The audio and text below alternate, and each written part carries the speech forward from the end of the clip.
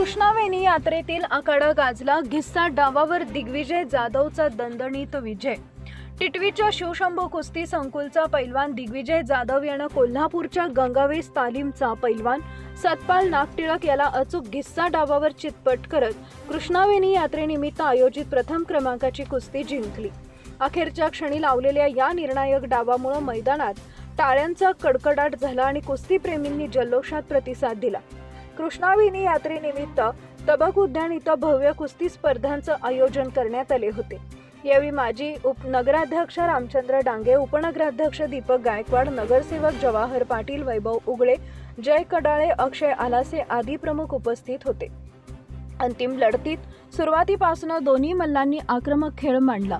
पैलवान नागटिळक यांनी मजबूत पकड घेत जाधव यांना अडवण्याचा प्रयत्न केला, मात्र जाधव यांनी चपळ बचाव करत योग्य संधी साधली आणि अखेरच्या टप्प्यात घिस्सा डाव लावत विजय निश्चित केला. यात्रा कमिटीतर्फे विजेत्या जाधव यांना सन्मान चिन्ह व इनाम देऊन गौरवण्यात आले.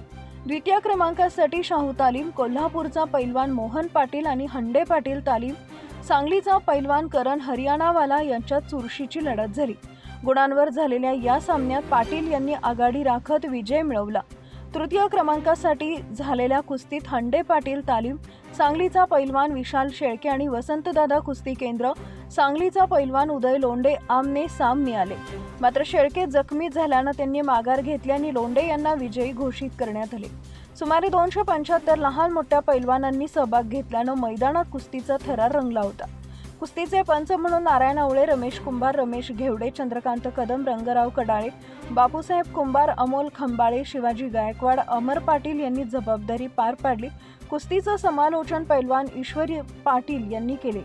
यावेळी रामभाऊ मोहिते, शरद आलासे, शुभम जोग, दीपक पोमाजे, अजित देसाई, दत्ता कामत, बापूसाहेब असंगे, आनंदा कुंभार, रणजित डांगे, यात्रा अधिकारी अभिजित कांबळे, निशिकांत ढाले यांच्यासह सर्व नगरसेवक आदी उपस्थित होते.